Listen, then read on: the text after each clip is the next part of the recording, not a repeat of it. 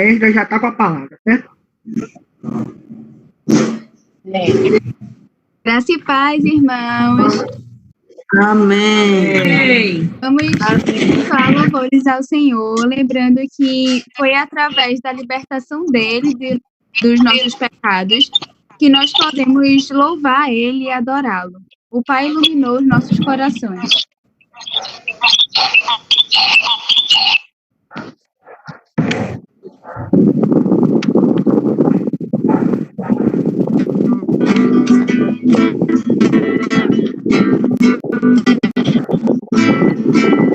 Pai iluminou os nossos corações, nos libertou através da verdade, cobriu-nos com seu amor.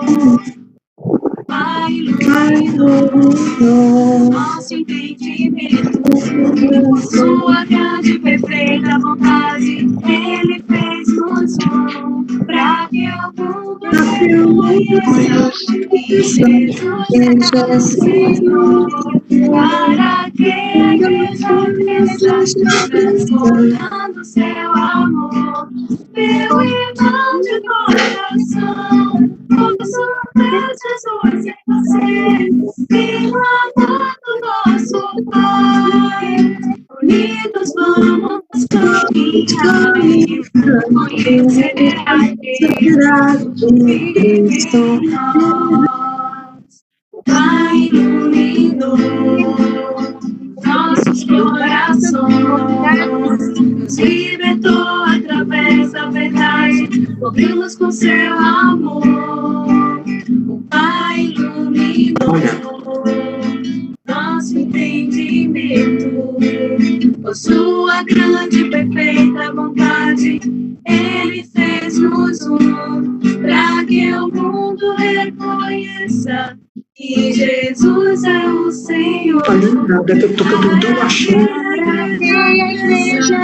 Transbordando seu amor, meu irmão de coração, ouço Deus Jesus em você, filho amado nosso Pai.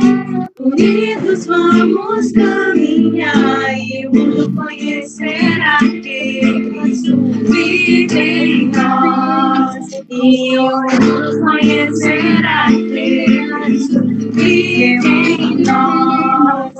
E o mundo conhecerá que Cristo vive em nós.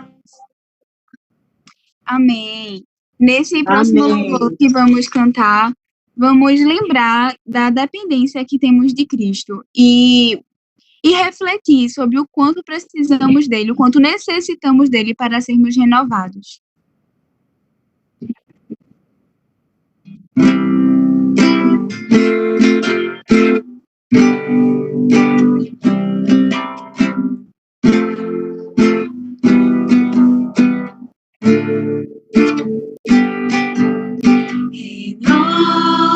Renova-me, Senhor Jesus, já não quero ser igual. Renova-me, Senhor Jesus, põe em mim teu coração, porque tudo que há dentro de mim necessita ser mudado, Senhor, porque tudo que há dentro do meu coração necessita mais de ti.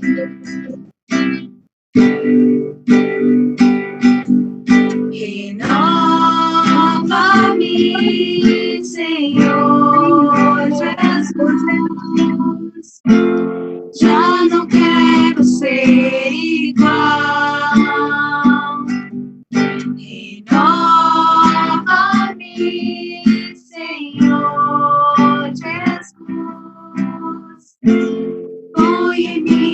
meu coração,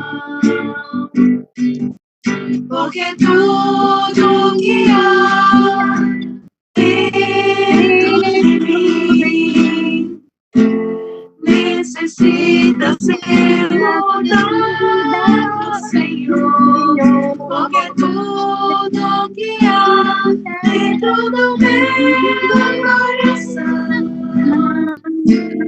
necessita mais de ti,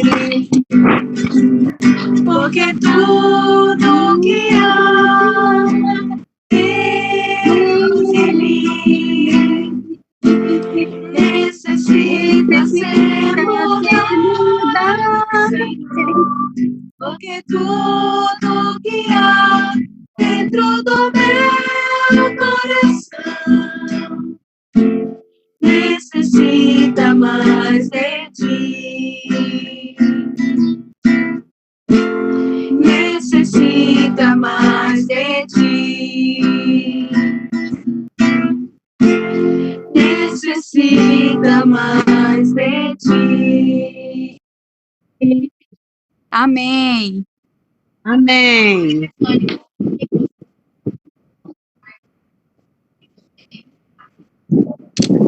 Vamos lá, meus irmãos. Eu ia pedir que os irmãos momentaneamente desligassem os microfones, mas quando quiser, a qualquer momento pode interromper para tirar alguma dúvida, para perguntar alguma coisa. É só porque às vezes fica o barulho do ambiente, às vezes até o ventilador mesmo termina sobrepondo a voz. Vocês estão me escutando bem aí? Estou. Vendo o Marco, Sara aí, a esposa, um abraço para vocês. Vamos lá. Oi, Franco. Mudo. Pode falar. A gente não tem utilizado esse recurso, mas lá em cima, do lado direito do visor de todos nós, tem um bonequinho. Esse bonequinho leva a lista de pessoas. Certo. Você está vendo agora, lá embaixo, do lado direito, tem um levantar a mão. Se você clicar nesse levantar a mão, você vai visualizar que alguém está querendo fazer uma pergunta. Porque, Certo. por exemplo, poderia, em vez de alguém interromper e fazer a pergunta no meio do estudo, pode simplesmente levantar a mão e no momento que você terminar o raciocínio. Deu uma cortada, Frank, o teu áudio. Eu estou dizendo que, em vez de a pessoa interromper diretamente o estudo, pode fazer, como eu estou dizendo, levantar a mão, que no momento que você terminar o raciocínio, você pode passar para a pessoa fazer a pergunta dela. Tá joia. Então, Tá bom, então. eu vou compartilhar minha tela aqui com vocês. Vocês estão vendo aí que eu estou compartilhando? Vocês conseguem visualizar já a minha tela?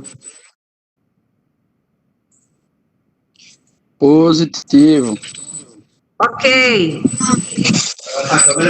Ok. Pronto. Tá. Deixa só eu começar aqui. Então, hoje a gente vai falar sobre eleição incondicional, que é o segundo ponto do calvinismo, que é o chamado tulipe. Nós temos aqui os 5 pontos apresentados. Tulipe, na verdade, é um acróstico. Acróstico é isso, quando a primeira letra de cada doutrina, ou de cada frase, ela forma um nome. Como, por exemplo, o pessoal usa muito Jesus como um acróstico, de justo, eterno, santo, único e salvador. Então, o nome das 5 doutrinas do calvinismo, que foram uma resposta lá no Sínodo de Dort, a gente vai ver um pouquinho mais na frente, cada doutrina, ela recebeu o nome de aprovação total, eleição incondicional, expiação limitada, graça irresistível e perseverança dos santos, elas então formam um acróstico com seu nome em inglês, que é o acróstico que forma o nome Tulip. Não é por acaso que o nome da minha empresa é Tulip Tecnologia, que é o nome das doutrinas da graça. Então, tem o Total Depravity, Unconditional Election, Limited Atonement, Irresistible Grace e Perseverance of the Saints. Tá? Aí forma o Tulip. Nós vamos... Deixa eu passar aqui o slide, deixa eu ver. Bora. Como nossa agenda hoje, a gente vai fazer uma apresentação histórica do Sínodo de Dort. Nós vamos analisar como aconteceu, quem convocou, como nasceu, os documentos que foram feitos a partir do Sínodo de Dort, a diferença de ênfase entre o arminianismo e o calvinismo. Não é somente uma diferença de ênfase, mas também uma diferença de conteúdo, e principalmente uma diferença de conteúdo. Nós vamos ver o ensino das confissões reformadas. O que é que elas diziam? Será que é somente a Confissão de Fé Westminster que fala sobre a doutrina da eleição? Será que foi somente os puritanos que defenderam isso? Ou outros movimentos reformados também já trabalhavam essas doutrinas? Nós vamos ver a fundamentação bíblica, porque a nossa única regra de fé e prática é as Sagradas Escrituras. Então a gente precisa se fundamentar nela, não somente nas confissões. As confissões é uma exposição sistemática e fiel daquilo que a gente encontra nas Escrituras. Porém, a gente vai, então, olhar principalmente nas Escrituras toda a fundamentação bíblica para a doutrina da eleição incondicional. Por fim, a gente vai ver a rejeição dos erros que a gente encontra lá nos cânones de Dort. A gente vai ver o que é os cânones de Dort e como encontrá-los facilmente. No final do século XVI, lá na Suíça, a estrita moral e a teologia precisa que Calvino estava aplicando em Genebra suscitaram por parte de alguns eruditos na Holanda, onde as tradições humanistas estavam amplamente divulgadas, ainda como herança de Erasmo de Roterdã, que é considerado o pai do humanismo. Essas heranças não haviam morrido. E o anabatismo, que é o movimento dos anabatistas, estava muito forte ali na Holanda. Estava bastante difundido. Essa corrente teológica do anabatismo, ligada a uma linha mais humanista, tornou-se conhecida por seu representante mais famoso, o professor da Universidade de Leiden, chamado Jacó Arminio, que ele questionou algumas das doutrinas centrais que já era amplamente aceita pelas igrejas reformadas, pelas igrejas protestantes da época. Então, as doutrinas calvinistas já eram aceitas pelas igrejas protestantes. Hoje nós vemos aí uma objeção muito grande ao calvinismo, dizendo, isso é uma doutrina nova, eu nunca ouvi isso. Mas o fato de nunca ouvir isso mostra um desconhecimento das doutrinas, um desconhecimento da história da igreja, porque a doutrina calvinista ela é mais antiga do que a doutrina arminiana. No Brasil, nós tivemos uma ampla difusão do evangelho, principalmente por parte das igrejas pentecostais, porque elas não elas não colocavam como critério para a ordenação a formação teológica. Então as pessoas se convertiam, demonstravam uma habilidade muito grande de pregar e já galgavam ali os cargos eclesiásticos, daqui a pouco já era pastor, colocava para os campos, e aí essas igrejas cresceram muito rápido, diferentemente das igrejas históricas, que têm uma formação teológica muito pesada, e com isso a demanda para colocar pastores no campo é muito lenta. Então, o evangelho do Brasil, por exemplo, é um evangelho ensinado pelas igrejas pentecostais, em sua grande maioria pela Assembleia de Deus. E ela vem com esse ensinamento arminiano. Por isso que quando a gente começa a falar de calvinismo, por aí, o pessoal diz, isso é uma doutrina nova, eu nunca ouvi isso. Porque tanto os batistas quanto os pentecostais, como a Assembleia de Deus, a Igreja de Deus é Amor, os pentecostais de segunda onda, como a Igreja Brasil para Cristo, a própria Igreja de Deus é Amor, a primeira onda ainda, a Congregação Cristã do Brasil, eles têm uma visão arminiana da questão da salvação. A gente vai ver um pouquinho mais na frente isso aí. Então, voltando lá para a controvérsia lá do século XVI, com a morte de Jacó Arminio, seus discípulos sistematizaram a sua doutrina em oposição às doutrinas da época. Então, pegaram um pouquinho do que ele falou e apresentaram uma representação diante do governo da Holanda. Eles redigiram essas ideias em 5 pontos, que foi uma forma de protesto contra as doutrinas que estavam sendo trazidas da Suíça. Então, esse protesto ficou conhecido como a remonstrância. Então, começou a gerar uma turbulência muito grande na igreja. O Sínodo de Dort foi convocado por Maurício de Nassau. Daqui a pouco a gente vai ver quem foi esse Maurício de Nassau. Ele leva esse nome porque ele foi convocado na cidade de Dordrecht, na Holanda. Ele foi um sínodo internacional. O poder público da Holanda não ficou indiferente a essa controvérsia, porque estavam trazendo doutrinas estranhas ao que a igreja da Holanda já estava abraçando. Então, pessoas começaram a usar essa controvérsia religiosa para incitar rebeliões e outras formas de ações políticas. Então, em 11 de novembro de 1617, o conde Maurício de Nassau, ele decide, então, convocar o Sínodo de Dordrecht. Cadê a data aqui? Que seria convocado em 1º de novembro de 1618. Esse Maurício de Nassau é o mesmo conde Maurício de Nassau que veio para o Recife depois, que fundou ali o bairro do Recife. Então a gente percebe aí uma grande relação histórica com esse evento. A gente tem aqui pontes que foram construídas no Recife pelo governo de Maurício de Nassau ainda. Então nós estamos ligados historicamente a esse evento. Veja que coisa interessante. E aí ele convoca o sínodo e estava criado então o famoso Sínodo de Dort, que tinha o objetivo de regular essa séria controvérsia quanto à doutrina da salvação nas igrejas holandesas, iniciadas aí então pela ascensão do arminianismo. A primeira reunião, ela se dá em 13 de novembro de 1618, e a última reunião, a 154ª, ela se dá em 9 de maio de 1619.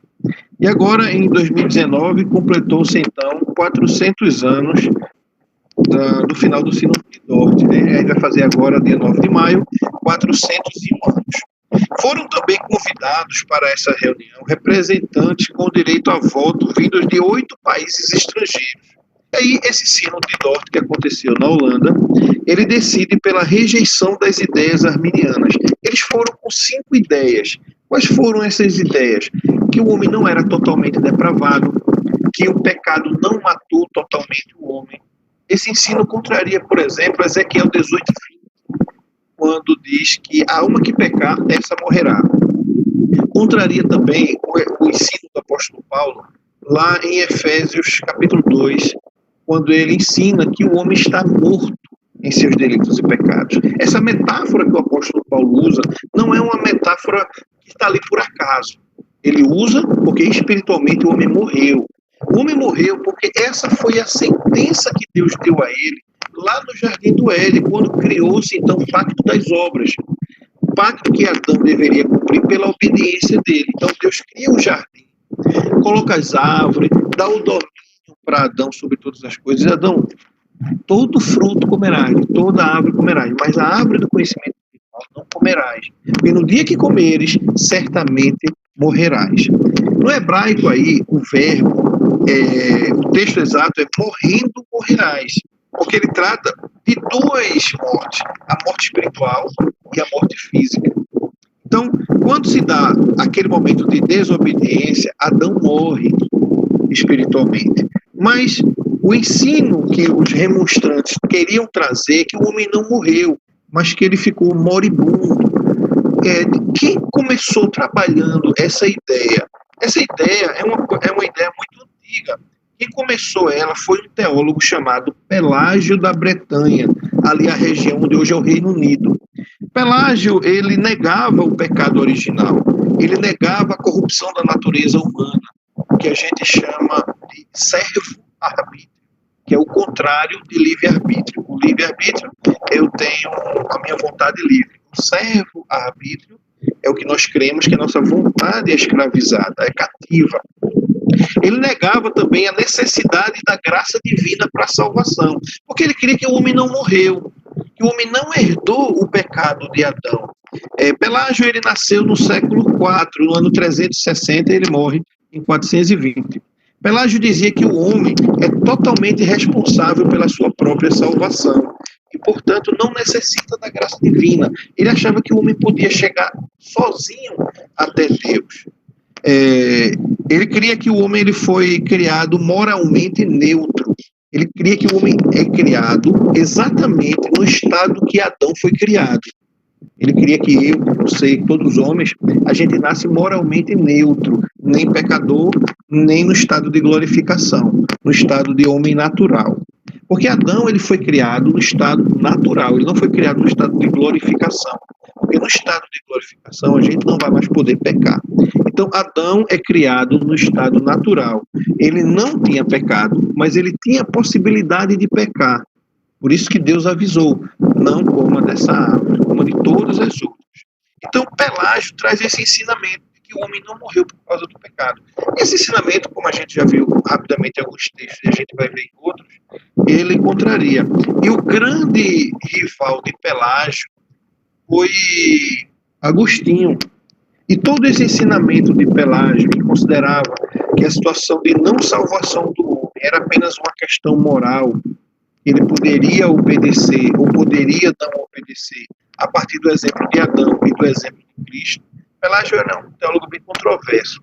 Esse ensinamento dele foi condenado no primeiro concílio de Éfeso, no ano de 431 depois de Cristo. Esse concílio foi muito importante, porque logo no comecinho aí da igreja, já aqui no quinto século, surgiram muitas heresias.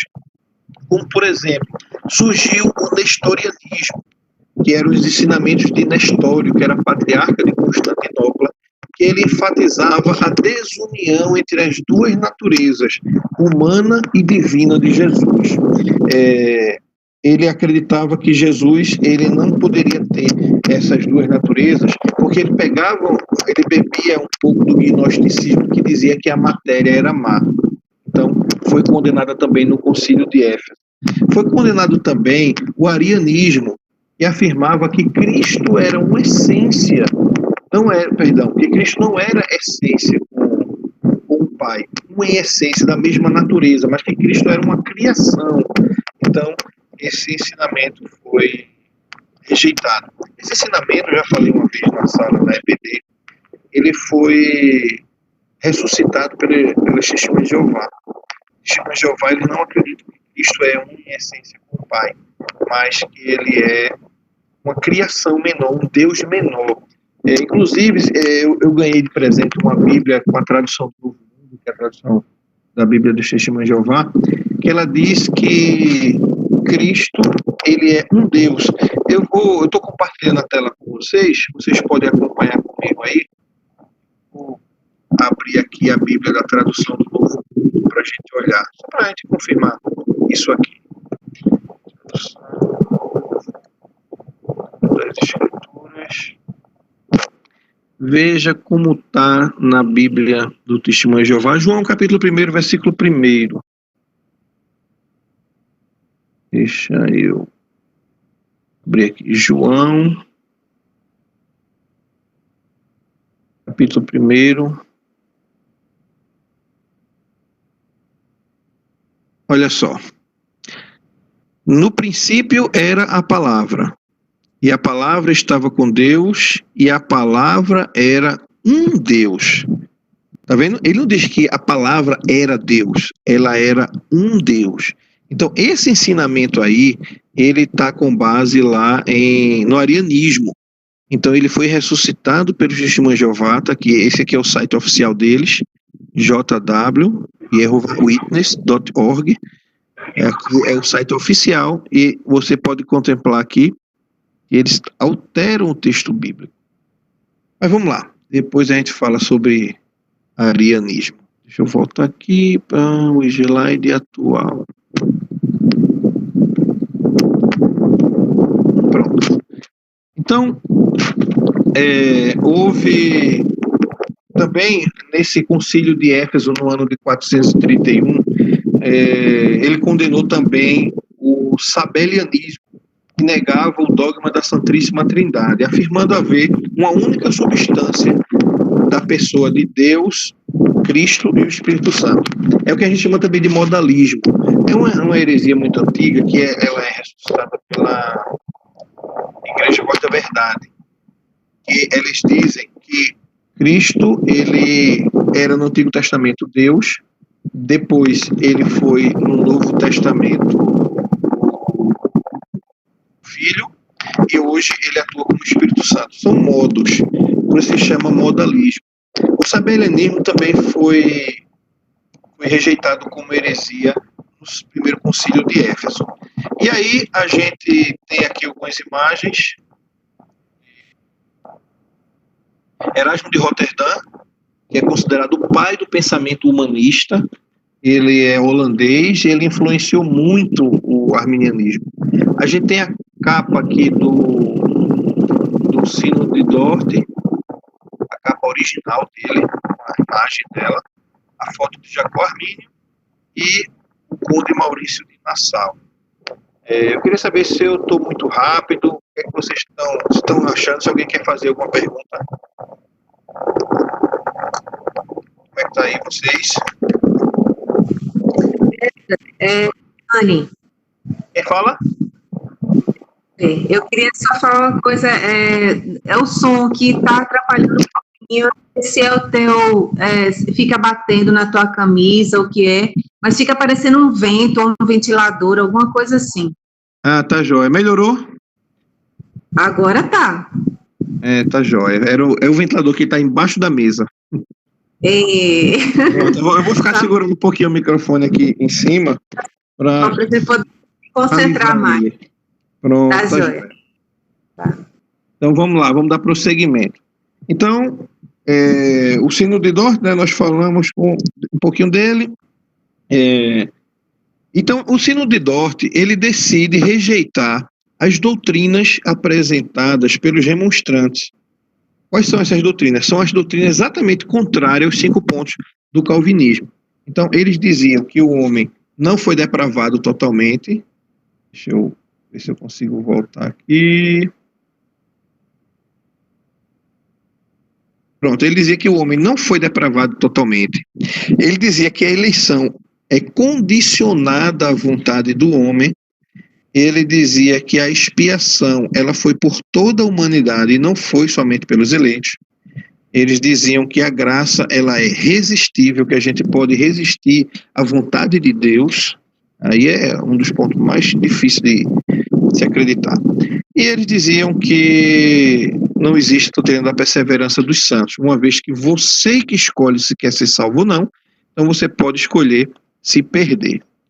Então, a gente observa que todas essas 5 doutrinas foram rejeitadas e essas rejeições, cada ponto forma os 5 pontos do calvinismo. Não foi Calvino que fez, mas esses pontos foram desenvolvidos através dessa reunião com teólogos de todo o mundo, das nações ali mais próximas, mais especificamente, que foram convocados para essa assembleia.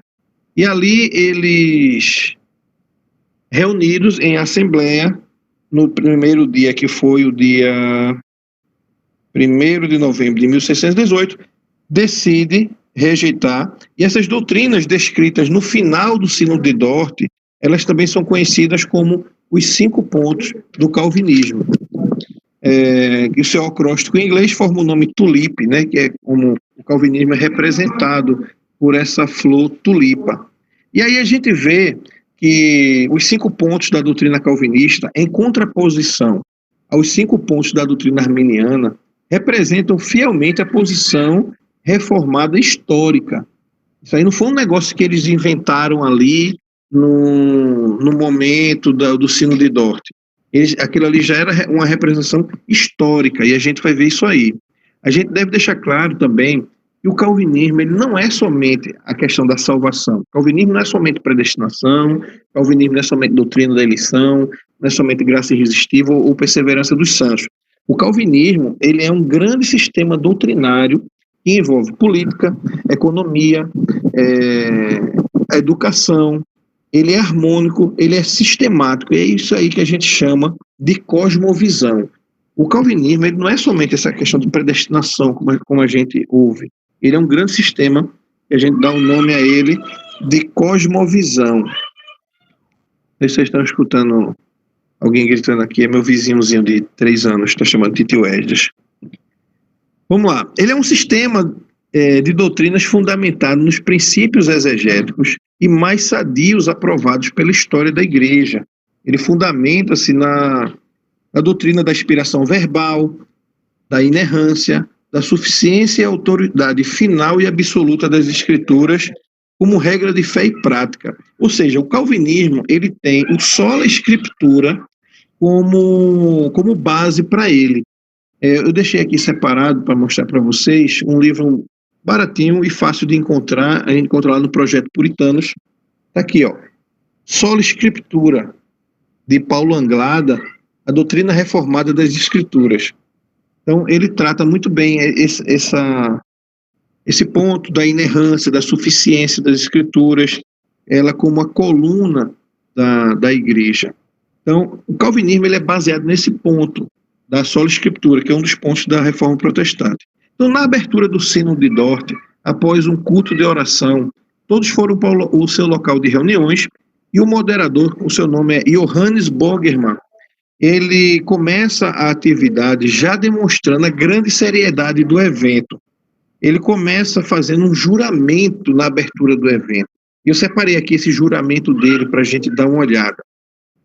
Ele começa dizendo: prometo diante de Deus, em que creio e a quem adoro, e está presente neste lugar, e que é prescrutador dos nossos corações, que durante o curso dos trabalhos desse sínodo, que examinará não só os 5 pontos e as diferenças resultantes deles, mas também qualquer outra doutrina, não utilizarei nenhum escrito humano, mas apenas e tão somente a palavra de Deus, que é a infalível regra de fé.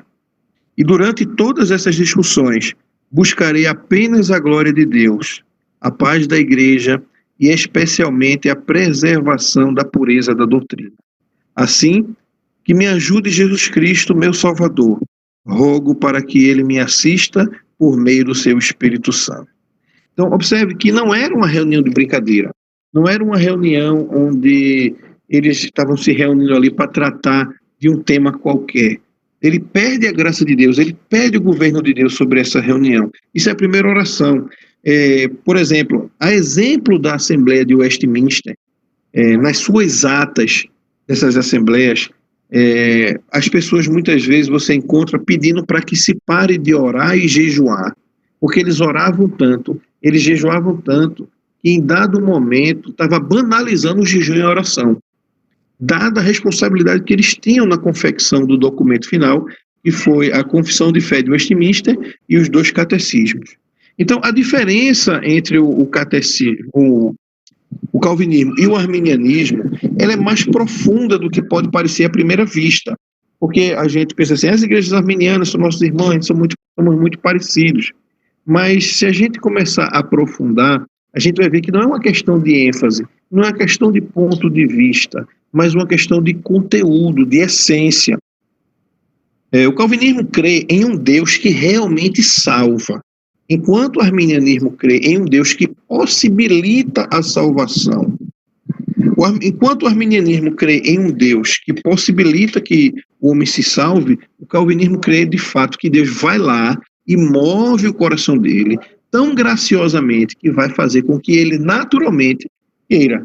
Observe que ninguém de nós foi para a igreja com a faca colocada no pescoço e diga, se converta, entregue sua vida. Não, a gente chegou a uma conclusão, dado o dia, cada um teve seu dia. O meu foi no dia 27 de novembro de 1996. Eu estava na Rádio Maranata e naquele momento eu disse assim, eu vou entregar minha vida a Cristo. Não foi uma decisão meramente minha. A minha decisão foi a segunda, porque a primeira foi Deus movendo meu coração. Então, você tem o dia que você entregou sua vida a Jesus. Naquele momento, Deus estava operando no seu coração através do Espírito Santo, lhe convencendo do pecado. Então, é esse convencimento gracioso que nós cremos, esse convencimento que dá a nós a oportunidade de crer no Deus que de fato salva. O calvinismo crê em um Deus que elege de fato. O arminianismo crê em um Deus que ratifica a eleição baseada na escolha dos homens. Uma vez que os homens estão vivos, eles podem buscar a Deus sozinho, porque eles creem naquele princípio lá de Pelágio, de que o homem não morreu por causa do pecado. Ele ficou mortalmente ferido, ou ele ficou moribundo. Eu tenho um colega da Igreja Batista, que ele é formado lá no Seminário Batista, e ele brincando certa vez comigo, ele disse: Esdras, enquanto vocês creem que o homem morreu por causa do pecado, nós cremos que o homem ele ficou com chikungunya. Eu achei até interessante essa comparação dele, porque quem está com chikungunya fica andando todo engembrado, né? Fica andando todo entrevado. Isso aí, o homem ficou assim, a gente crê dessa forma. A gente não crê que ele morreu. Achei interessante. Um fato controverso que a gente observa bastante nas igrejas arminianas é o seguinte: as pessoas têm familiares que querem que eles entreguem a vida a Jesus. Eles dizem assim: eu vou orar para Deus salvar. Orar para Deus salvar é crer na graça irresistível. Mas eles não creem na graça irresistível. Então, é um pensamento controverso, orar para Deus salvar. O correto seria orar para que ele, pelo seu livre-arbítrio, ele crendo da forma dele, crendo pelo seu livre-arbítrio, ele então fizesse a sua decisão por Cristo, né?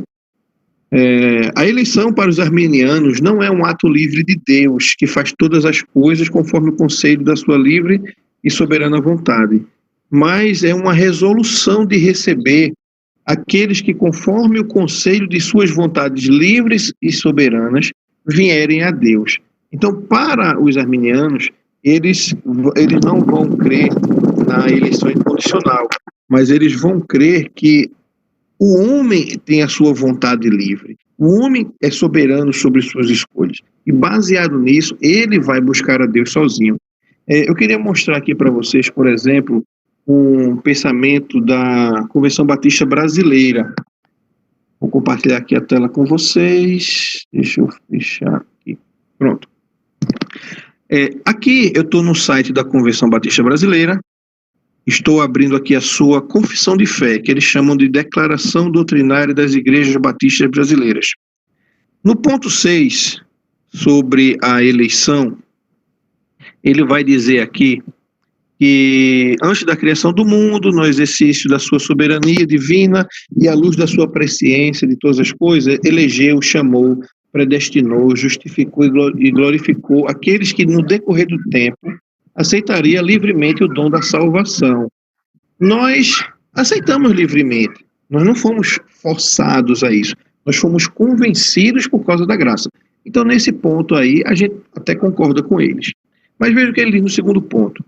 Ainda que baseada na soberania de Deus, essa eleição está em perfeita consonância com o livre-arbítrio de cada um e de todos os homens. Então, observe que a confissão de fé das igrejas batistas brasileiras, isso aqui é a versão oficial. A gente sabe que tem igreja que não segue. Ela pode ser batista, mas ela não segue. Mas o pensamento oficial da Igreja Batista Brasileira, aqui é a Convenção Batista Tradicional, que nós chamamos, ela crê que a eleição está em consonância do livre-arbítrio de cada um e de todos os homens. Então, ela é, nesse ponto, arminiana. Ela continua dizendo que a salvação do crente é eterna. Os salvos perseveram em Cristo e estão guardados pelo poder de Deus. Nenhuma força ou circunstância tem o poder para separar o crente do amor de Deus em Cristo Jesus. Ou seja, esse ponto aqui é o ponto P do tulipe, é a perseverança dos santos. Então, a confissão batista, ela é, soteriologicamente falando sobre a doutrina da salvação, ela é, ao mesmo tempo, arminiana e calvinista. Ela é arminiana no ponto que ela crê no livre-arbítrio e ela é calvinista no ponto que ela não crê na perda da salvação. Então, esse aí é um dos pontos sobre a diferença de conteúdo que nós temos entre o pensamento arminiano e calvinista. e a gente vai voltar aqui para o estudo normal. Eu trouxe isso aí só para a nível da gente enriquecer um pouquinho mais. Então, a gente vai entrar agora, a gente já viu aqui, não é somente o tulipe, não é somente uma questão soteriológica.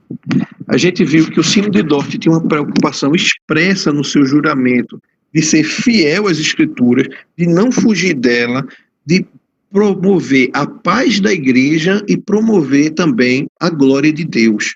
Essa era a preocupação dos conciliares do sino de Dort. E a gente vê uma diferença de conteúdo de um Deus que de fato vai lá e salva, para um Deus que possibilita que o homem se salve. Para que esse homem seja possibilitado a se salvar sozinho, a gente tem que negar a doutrina do pecado original. A gente tem que negar que o pecado original ele passa por geração ordinária para os homens.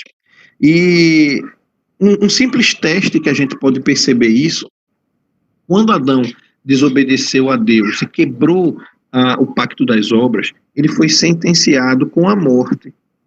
Paulo diz que a morte passou a todos os homens. E observe que nós vamos morrer. O fato de nós morrermos já é uma consequência do pecado de Adão em nós. Quer ver outra consequência do pecado de Adão em nós? Essa é um pouquinho polêmica. Deus sentenciou a mulher a ter o desejo pelo marido e disse, e ele te governará. Então, esse governo do homem sobre a vida da sua mulher, ele também é uma punição por causa do pecado original na vida da mulher. Por isso que hoje, no coração pecaminoso do homem e no coração pecaminoso da mulher, gera essa relação conflituosa, onde o homem quer dominar demais e a mulher não quer se sujeitar ao governo do homem. Essa relação conflituosa também é uma consequência do pecado, também é uma consequência da queda. Isso passa para nós. Qual é o casal hoje que não briga? Isso aí é uma das provas da transmissão ordinária do pecado de Adão através das gerações até chegar em nós. Uma simples briga de casal, veja que coisa maravilhosa isso. Uma simples briga de casal, ela reflete a quebra da aliança das obras lá no Éden. Porque Deus sentenciou que o homem, por exemplo, vai comer do suor do rosto. É por isso que o trabalho hoje é penoso. O trabalho é uma bênção de Deus. Deus, quando criou o homem, ele deu a ele o governo sobre a criação. E esse governo era prazeroso. Mas com a queda, esse prazer foi perdido. E agora o labor ele é difícil, ele é suado. Por isso que foi sentenciado, do suor do teu rosto comerás. Então, a queda, ela afeta todas essas coisas. E tudo isso foi passado ordinariamente para a gente. Mas vamos passar aqui um pouquinho agora para esse slide. Eu gosto muito desse slide. Deixa eu ver se isso aqui está atrapalhando vocês. Vou voltar para cá. A gente vê aqui uma visão geral do protestantismo desde a Reforma para cá.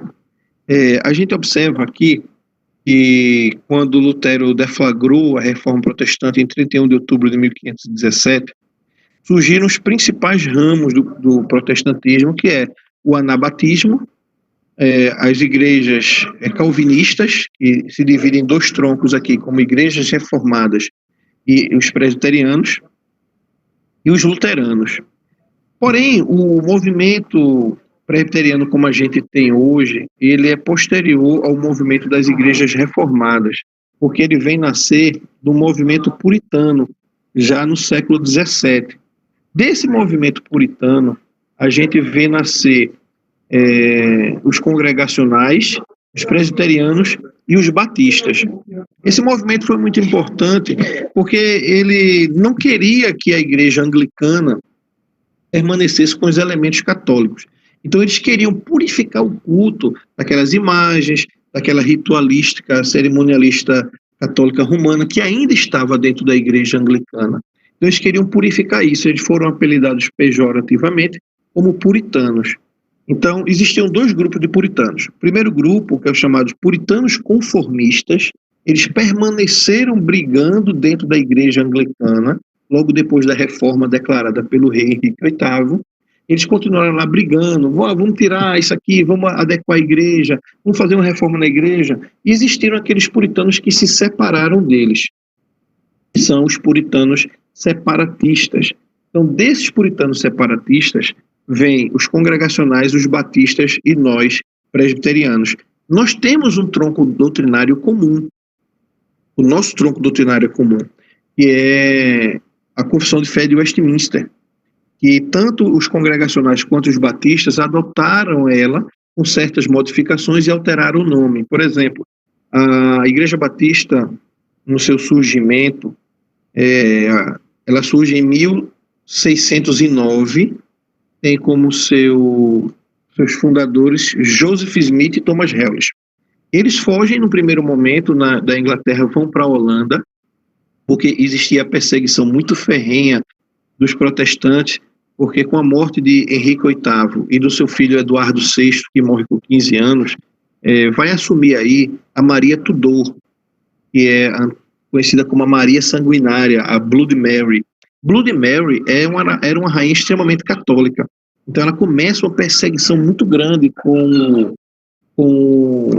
os protestantes, e aí o Thomas Harris e Joseph Smith fogem para a Holanda. Lá eles têm contato com os anabatistas, depois eles voltam.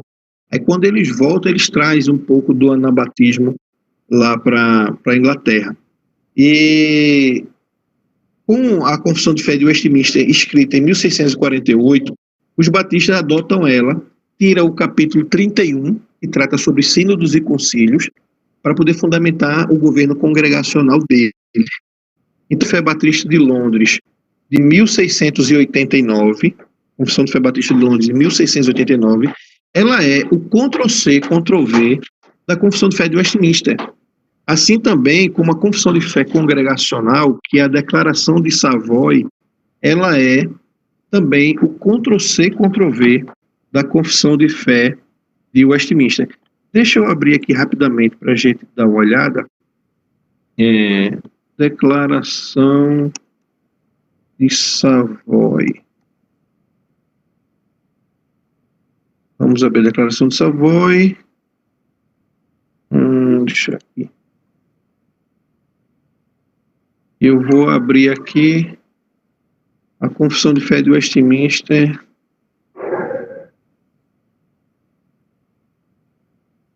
Vou mostrar aqui uma comparação. Deixa eu abrir um pouquinho aqui o zoom. Só para a gente olhar aqui o primeiro ponto. Veja como nós temos um tronco comum, os congregacionais, os batistas e os presbiterianos. A Confissão de Fé de Westminster diz, ainda que a luz da Sagrada Escritura, as obras da criação e da providência e tal, ele vai mostrar aqui que a natureza não é suficiente para dar o conhecimento de Deus para a salvação. Por isso, Deus se serviu de levantar profetas e escritores para ter a Bíblia Sagrada. Olha o que a Confissão de Savoy ela vai falar. Aqui é a instituição das igrejas. Deixa eu pegar a própria declaração. Deixa eu pegar esse PDF aqui. Enquanto ele abre, está um pouquinho lento. Pronto. Vocês estão conseguindo me ver aí ou minha internet caiu? Estou vendo. Tá vendo? Então, acho que esse site deve estar fora. Deixa eu pegar essa aqui. Vamos ver esse ponto.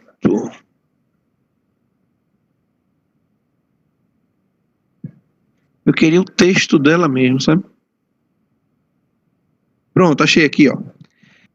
A Confissão de Fé de Westminster ela é de 1648. A Declaração de Fé de Savoy é de 1658, 10 anos depois. Observe o texto. É o mesmo texto, ó. Embora a luz da natureza e as obras da criação e da providência manifesta a bondade e sabedoria. Aí eu venho para a Confissão de Westminster. Ainda que a luz da natureza e as obras da criação e da providência, de tal modo manifeste bondade. Tá vendo que nós temos o mesmo tronco, porque eles pegaram a Confissão de Fé de Westminster e adotaram como regra de fé e prática. Com o tempo, eles mudaram. Por exemplo, o Batista brasileiro, como a gente viu lá, eles trocaram, né? Ficaram metade arminiana e metade calvinista. Mas a Confissão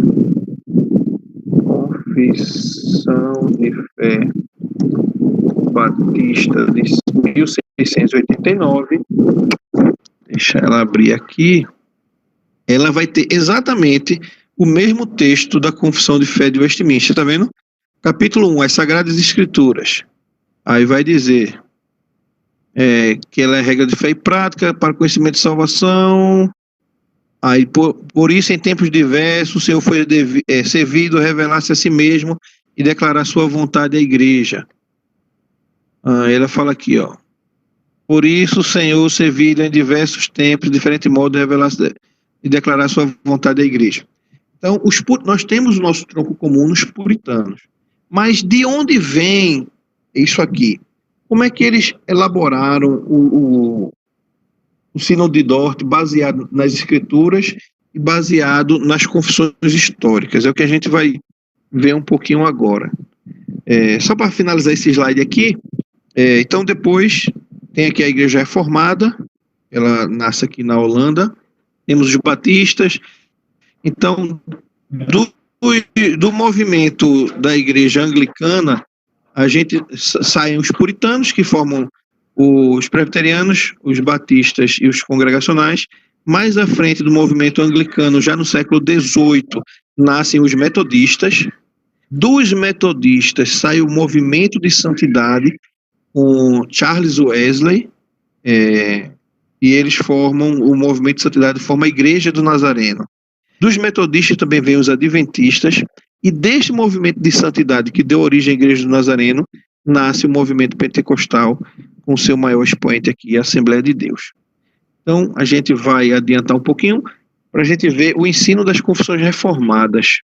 Vamos lá ver o que é que diz a Confissão de Fé escocesa acerca da doutrina da eleição, a Confissão de Fé belga, a Segunda Confissão Helvética, a Confissão de Westminster, os 39 artigos de fé da religião, que é da Igreja Anglicana, a Confissão de Fé Batista de Londres e a Confissão de Fé de Savoy. Vamos lá.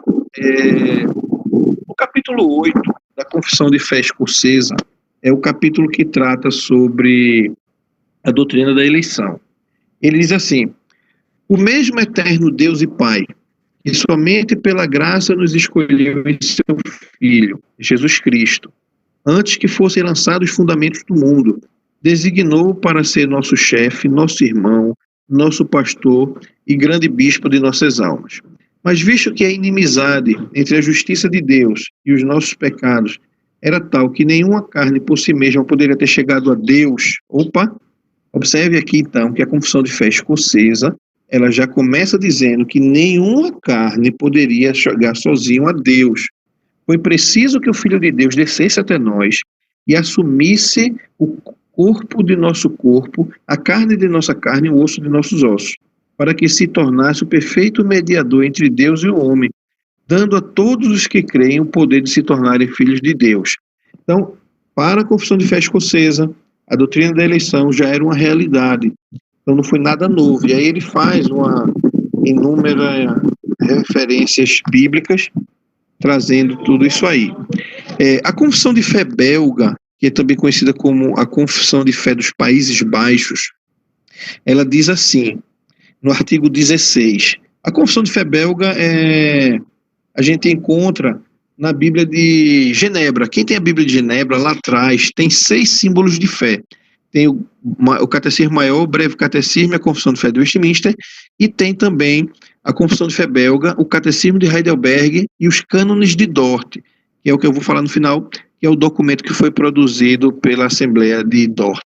Então, quem não comprou a Bíblia de Genebra, porque realmente o preço dela está bem salgadinho, tem um livro, que é esse livro aqui, ó, As Três Formas de Unidade. Ele contém esses 3 símbolos de fé da Igreja Reformada, que é a Confissão de Fé belga, o Catecismo de Heidelberg e os cânones de Dort. Então, no artigo 16, a gente, olhando aqui, a gente vai encontrar, Confissão de Fé Belga, artigo 16, ele vai falar sobre a eleição divina, tá vendo aí? A eleição divina. O que é que ele diz? Cremos que quando toda a descendência de Adão se precipitou na perdição e na ruína pela transgressão do primeiro homem, Deus mostrou-se como realmente é, misericordioso e justo. Misericordioso por socorrer e salvar desta perdição aos que em seu conselho eterno e imutável ele elegeu por pura bondade em Jesus Cristo nosso Senhor, sem levar em consideração nenhuma obra deles, e justo por deixar os outros na queda da perdição, nas quais ele mesmo se precipitaram. Então, nós vemos aqui que a eleição incondicional também foi algo debatido no Sínodo de Dort, e escrito aqui no seu artigo 16. Outra confissão de fé, a segunda confissão de fé helvética, deixa eu encontrar ela aqui, ainda, na verdade, no artigo 22 da Confissão de Fé Belga, ela diz assim: cremos que para obtermos o verdadeiro conhecimento desse grande mistério, o Espírito Santo acende em nosso coração a verdadeira fé. Ele abraça Jesus Cristo com todos os seus méritos e apropria-se dele e nada mais busca fora dele. Aí ele cita aqui João, capítulo 16, versículo 14. Deixa eu abrir aqui, João, abra na sua Bíblia também, se você puder. Capítulo 16, versículo 14. Eu estou já terminando, tá, gente? Vai passar aqui pelas confissões de fé reformada, ver a rejeição dos erros e a gente conclui. 16, 14 do Evangelho de Jesus Cristo segundo João, ele diz: ele me glorificará, porque há de receber do que é meu e vulo há de anunciar. Tudo, o versículo 15, tudo quanto o Pai tem é meu, e por isso que eu vos disse que há de receber do que é meu e vulo há de anunciar. Então, é obra do Espírito Santo que acende em nosso coração essa verdadeira fé. Então, a confissão belga, ela também já dizia isso. A confissão de fé helvética, ela vai dizer no artigo 10, que trata da predestinação de Deus e eleição dos santos. Deixa eu abrir aqui para vocês irem acompanhando também. A internet hoje aqui parece que está boa. E eu queria que vocês acompanhassem aqui também os textos. A segunda confissão helvética, no artigo 10. Vamos abrir ela. E vamos lá para o artigo 10. Artigo 2. Artigo 8. Artigo 10, pronto. Da predestinação e da eleição dos santos. O que é que ela diz? Ela diz: Deus, desde a eternidade, livremente e movido apenas pela sua graça, sem qualquer respeito humano, predestinou ou elegeu os santos que ele quer salvar em Cristo, segundo a palavra do apóstolo. Ele nos escolheu nele antes da fundação do mundo. E, de novo, que nos salvou e nos chamou com uma santa vocação, não segundo nossas obras, mas conforme a sua própria determinação e graça que nos foi dada em Cristo Jesus, antes dos tempos eternos, e manifestada agora pelo aparecimento do nosso Salvador. E dá uma referência aqui em 2 Timóteo. Então, a segunda confissão de fé helvética também ela trata disso. Na confissão de fé de Westminster, no capítulo 3, que trata sobre os decretos eternos, ele vai dizer aqui, que desde toda a eternidade, Deus, pelo seu muito sábio e santo conselho, em sua própria vontade, ordenou livre e inalteravelmente tudo quanto acontece. Porém, isso aqui é importante, de modo que Deus nem é autor do pecado, nem violentada é a vontade da criatura, nem é tirada a liberdade. Então, todos nós fomos convencidos graciosamente por Deus para crer. Foi dado o dom da fé, a gente passou a crer, a gente foi lá, a gente buscou, a gente tem um coração regenerado, e a gente busca perseverar nessa vontade santa, porque Deus regenerou a nossa vontade, então a gente tem buscado isso aí. Isso aí é fruto de um coração regenerado. Isso aí é fruto do imutável decreto de Deus. Ele decreta tudo, tanto nas causas primárias quanto nas causas secundárias antes estabelecidas, ou seja, que ele mesmo estabeleceu. Então, quando a gente vai um pouquinho mais adiante, na ponto 3, aqui da de Westminster, capítulo 3, artigo 3, no parágrafo 3, diz: pelo decreto de Deus e pela manifestação da sua glória, alguns homens e alguns anjos são predestinados para a vida e outros pré-ordenados para a morte. Observe que não há predestinação para a morte, há uma pré-ordenação. Aqueles que são predestinados para a vida são aqueles que Deus de fato escolheu para a vida. E aqueles que ficaram na morte estão na morte porque eles são pré-ordenados segundo a sua própria desobediência. Eles estão lá por causa do seu próprio pecado. A gente lembra que aquele texto que eu citei no começo: a alma que pecar, essa morrerá. Romanos 3:23, todos pecaram, destituídos estão na glória de Deus. O ato deles serem pré-ordenados para a morte eterna é consequência do seu próprio pecado. Mas não foi Deus que predestinou ele lá. Observe que a confissão de fé, ela muito sabiamente, ela faz essa distinção entre predestinados para a vida, aqui, e pré-ordenados para a morte. Eles não são predestinados. Não há uma dupla predestinação. Ela continua no capítulo... Vou dar uma acelerada, porque a gente já está bastante tempo aqui, né, nas confissões. Deixa eu passar para outra confissão. A confissão de fé de Westminster, a gente consegue ela facilmente, né? A gente estuda ela, a gente cita ela na igreja. Deixa eu passar para outras confissões que a gente não tem, para a gente ver a harmonia das confissões. Veja, eu estou citando aqui a confissão escocesa, confissão belga, confissão helvética, confissão de Westminster, e a gente vê que elas caminham pelo mesmo trilho. Elas não se contradizem. Observe que, historicamente, a fé das igrejas reformadas ela é homogênea. Vamos ver agora a fé da igreja anglicana, batista e a congregacional. Aí a gente finaliza esse ponto aqui.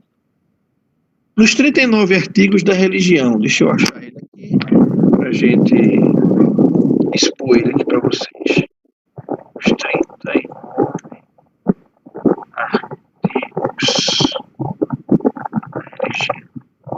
Se no site do regime tem um texto fácil. Tem. Os 39 artigos da religião é a confissão de fé da igreja anglicana, tá? A original, aquela lá de Londres, que é governada pela Rainha Elizabeth. No seu artigo 12, ele vai falar sobre a predestinação. Artigo 12. Não, 17, desculpa. Predestinação e eleição. E o que eles creem acerca da predestinação e eleição? Eles dizem que a predestinação para a vida é o eterno propósito de Deus, pelo qual, antes de lançar os fundamentos do mundo, tem constantemente decretado pelo seu conselho a nós oculto, a gente não sabe, a gente não está na mente de Deus, livrar da maldição e condenação os que elegeu em Cristo dentre o gênero humano e conduzi-los por Cristo à salvação eterna, como vasos feitos para a honra. Por isso, os que se acham dotados de um tão excelente benefício de Deus são chamados segundo o propósito de Deus por seu Espírito, operando em tempo devido, pela graça obedecem à vocação, são justificados gratuitamente, são feitos filhos de Deus por adoção, são criados conforme a imagem de seu unigênito Filho Jesus Cristo, vivem religiosamente as boas obras e, enfim, chegam pela misericórdia de Deus à felicidade eterna. Observe que a igreja anglicana também caminhava teologicamente por essa doutrina. Então, a doutrina da eleição incondicional não é nada novo. Não foi algo que Calvino inventou, que Agostinho inventou, que o seminário presbiteriano ensina lá os seus seminaristas, que a IPB pegou isso do nada. A doutrina da eleição incondicional, ela é uma doutrina, além de bíblica, é uma doutrina harmoniosamente histórica na história da Igreja Reformada. E nós, como presbiterianos, nós, como Igreja Reformada, também subscrevemos essa doutrina que está presente em nossa confissão de fé e em nossos 2 catecismos. A gente, então, termina essa parte de apresentação da doutrina da eleição incondicional nas confissões de fé. Eu ia falar da Igreja Batista, mas eu já antecipei, né, quando eu mostrei a Declaração de Savoy e a Confissão de Fé Batista de Londres, que elas são o mesmo texto.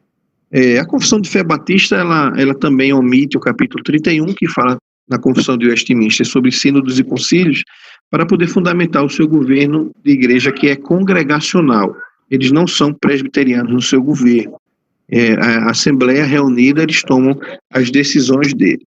Então, por último, para a gente concluir, a gente vai para a fundamentação bíblica. E a gente tem aí alguns textos que você pode abrir na sua Bíblia também, mas eu vou citando ele aqui para vocês. Marcos, capítulo 4, versículo 10 e 12.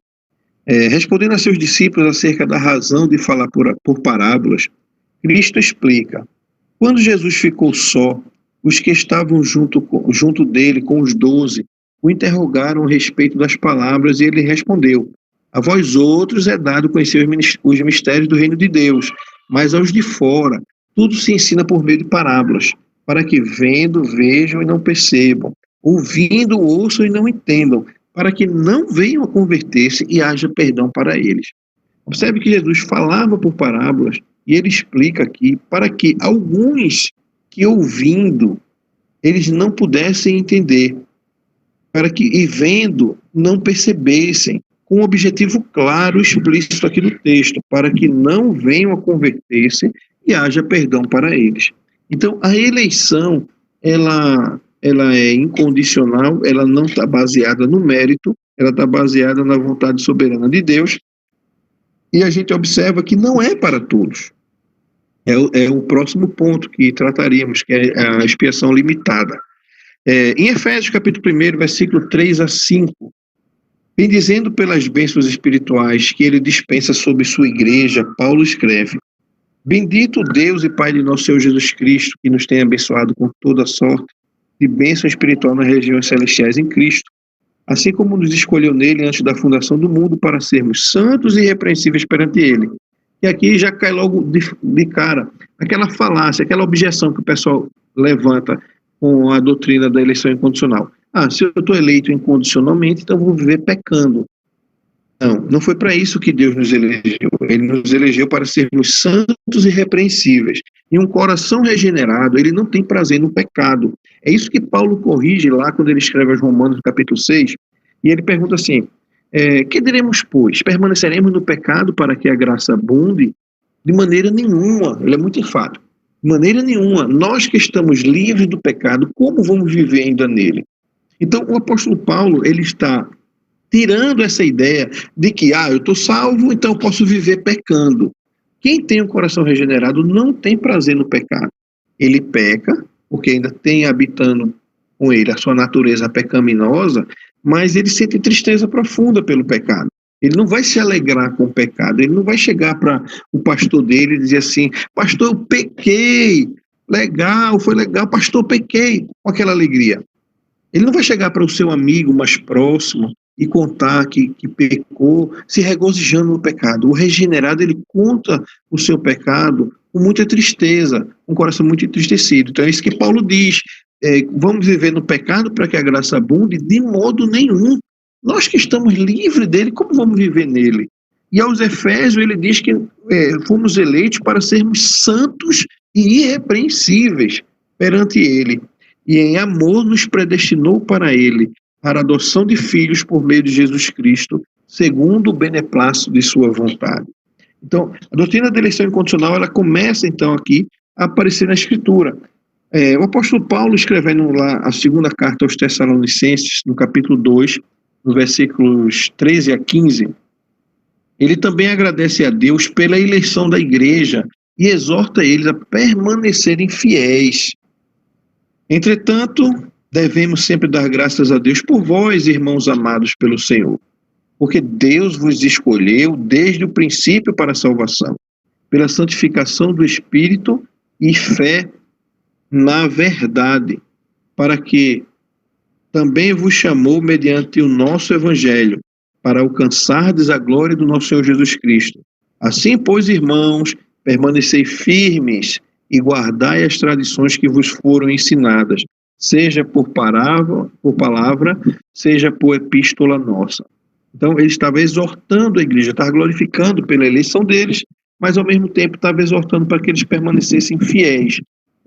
Nós fomos chamados, nós fomos eleitos para a fidelidade, nós fomos eleitos para as boas obras, fomos eleitos para a salvação. Isso é um ensinamento bíblico, isso não é novidade, isso não é uma doutrina nova, isso é algo muito antigo, que foi escrito aqui pelo apóstolo Paulo. Ainda Paulo, Romanos capítulo 8, versículo 29 e 33, ele escrevendo aos Romanos, ele apresenta o que a gente chama de ordo salutis, ou a ordem da salvação, a ordem como acontece a salvação no coração de uma pessoa.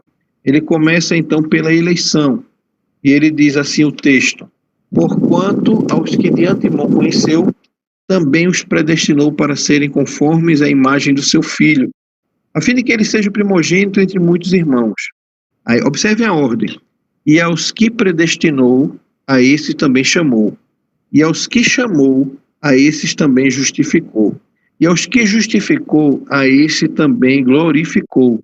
Que diremos, pois, à vista dessas coisas? Se Deus é por nós, quem será contra nós?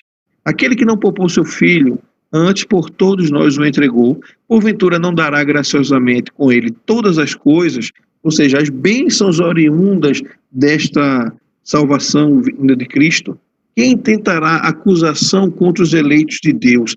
É Deus quem os justifica. Nós fomos justos pela obra de Cristo. Então, Paulo está mostrando aqui como se dá a ordem. Então, desde antes da fundação do mundo, ele predestina, a esse que predestina ele chamou em diferentes tempos, em diferentes épocas, chamou talvez alguns desde criancinha, me chamou com 16 anos, chamou outro aqui presente com a idade maior ou menor a que Deus me chamou, e depois que ele nos chamou, ele nos justifica, aplicando em nós a obra de Cristo, a obra da justificação. E aí então, por fim, Paulo coloca o verbo aqui no passado, glorificou, porque ele está vendo a obra já como algo já consumado, quando ele escreve isso aqui. É conhecido também teologicamente como a corrente de ouro. Pode pesquisar aí. A corrente de ouro é essa ordo salutis, a ordem da salvação. Deus predestina, Deus chama, Deus justifica e glorifica.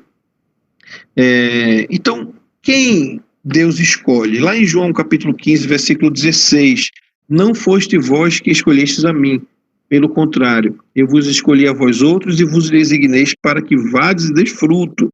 Nós fomos escolhidos para dar frutos, não é para ficar parado sem evangelizar, parado no banco, enterrando nossos talentos. E o vosso fruto permaneça, a fim de que tudo quanto pedis ao Pai, Ele vos conceda. Quem escolhe é o próprio Cristo, não somos nós. E quem vai até Ele? É João 6, 37, 39 e 65. João 6, 37. Todo que o Pai me dá virá a mim. E todo que o Pai me dá, esse virá a mim. E o que vem a mim, de modo nenhum lançarei fora. Aqui está mostrando que quem vai a Cristo é todo aquele que o Pai dá a Ele, entrega a Ele para ir. E aqui também mostra a doutrina da perseverança dos santos, quando diz, de maneira nenhuma lançarei fora. Versículo 39, capítulo 6 do Evangelho de João. E a vontade de quem me enviou é essa, que eu não perca nenhum de todos que me deu, pelo contrário, eu ressuscitarei no último dia. Versículo 65, e prosseguiu, por causa disto é que vos tenho dito, ninguém poderá vir a mim, se pelo Pai não lhe for concedido. Então, a eleição incondicional, ela parte do princípio de que quem leva a Cristo para justificar é o mesmo que predestinou. É Ele que predestina, é Ele que chama, é Ele que justifica e é Ele que glorifica. Todo o processo salvífico, todo o processo da eleição, ele é um ato de Deus para com o homem. Não é um ato do homem para com Deus. como dizem os arminianos. E eles dizem que o homem, ele, por sua livre vontade, ele pode responder ao chamado de Deus. Não. Todos os textos aqui que nós estamos vendo, o próprio Cristo falando, e está dizendo, todo aquele que o Pai me dá, é por causa disto que vos tenho dito, ninguém pode vir a mim se pelo Pai não lhe for concedido. Então, quem vai crer nesse evangelho? Atos 16, 14, diz que os que foram soberanamente escolhidos por Deus para a vida eterna. Olha o que diz Atos 16, 14. Certa mulher chamada Lídia, da cidade de Tiatira, vendedora de púrpura, temente a Deus, nos escutava. O Senhor lhe abriu o coração para atender às coisas que Paulo dizia. Ou seja, não é algo da gente, não foi algo de Lídia, da cidade de Tiatira, mas o texto é claro quando diz que o Senhor abriu o coração para atender às coisas que Paulo dizia. Então nós cremos porque Deus abriu o nosso entendimento. Nós cremos na doutrina da eleição porque o Senhor permitiu que compreendêssemos isso. A gente nota isso quando a gente fala dessa doutrina para muita gente e eles não conseguem compreender. A gente tem que orar para que Deus ilumine as mentes deles para que eles possam compreender essas maravilhas. Observe lá também Atos 13, 48, quando eles estavam falando das maravilhas de Deus. Aí diz assim, os gentios ouvindo isto, regozijavam-se e glorificavam a palavra do Senhor e creram todos os que haviam sido destinados para a vida eterna. Ou seja, creu somente aqueles que haviam sido destinados para a vida eterna. O fato de eu crer, o fato de você crer, é consequência da sua eleição para a vida eterna, e não o contrário. Você vai ser eleito para a vida eterna porque você creu. O fato de nós crermos já é um sinal da nossa eleição. Em Romanos 5,8, o apóstolo Paulo dá ênfase na incondicionalidade do amor de Deus. E ele diz, mas Deus prova o seu próprio amor para conosco pelo fato de ter Cristo morrido por nós, sendo nós ainda pecadores. Fomos reconciliados com Deus quando ainda éramos inimigos de Deus. É isso que ele vai dizer agora no versículo 10. Porque se nós, quando inimigos de Deus, fomos reconciliados com Deus mediante a morte do seu Filho, muito mais, estando já reconciliados, seremos salvos pela sua vida. Então, essa doutrina, ela é muito trabalhada pelo apóstolo Paulo. É uma doutrina bíblica, não é algo que foi criado, inventado pelos reformadores. Eles, na verdade, eles sistematizaram para estar assim, redondinho para a gente, fácil de achar, de a gente chegar aqui na internet, buscar Confissão de Fé de Westminster, Confissão de Fé, Confissão de Fé de Savoy, Confissão de Fé Batista. Então a gente acha isso já tudo sistematizado. Eles tiveram esse trabalho por nós. Mas observe que nós temos uma fundamentação bíblica para isso. E aí a gente tem o que eu chamo de o golpe de misericórdia na dúvida. Vamos lá. Romanos capítulo 9, versículos do 11 ao 16. E ainda não eram gêmeos nascidos, nem tinham praticado o bem ou o mal, para que o propósito de Deus quanto à eleição prevalecesse, não por obras, mas por aquele que chama. E já fora dito a ela, o mais velho servirá do mais moço. Como está escrito, amei Jacó, porém me aborreci de Esaú. Que diremos, pois, a injustiça da parte de Deus? Aí Paulo é bem enfático e diz, de modo nenhum. Pois ele diz a Moisés, terei misericórdia de quem me aprover ter misericórdia, e me compadecer-me-ei de quem me aprover ter compaixão. Pois não depende do que quer ou do que corre, mas de Deus usar sua misericórdia. Então, a eleição, ela é um ato livre e imutável de Deus. Deus, na sua onisciência, ele já conhece o pecado que a gente cometeu, desde o primeiro pecado que a gente cometeu voluntariamente, porque nós nascemos em pecado, mas desde o primeiro pecado que cometemos voluntariamente, e ele conhece também qual será o nosso último pecado antes do nosso último suspiro de vida. Então, o fato dele conhecer nossos pecados não altera o amor dele por nós. Ele nos ama segundo a sua rica e boa vontade, segundo o beneplácito da sua vontade. Não porque uns pecam mais e outros pecam menos. Não depende de nós, não é de obras, mas depende de Deus, conforme o versículo 16 aqui. não depende do que quer ou do que corre, mas de Deus de usar a sua misericórdia. Quando Paulo está dizendo aqui, como está escrito, amei Jacó e me aborreci de Esaú, ele está citando o capítulo 1 de Malaquias, quando, se não me engano, o versículo 4 é que diz que o Senhor amou Jacó e aborreceu Esaú.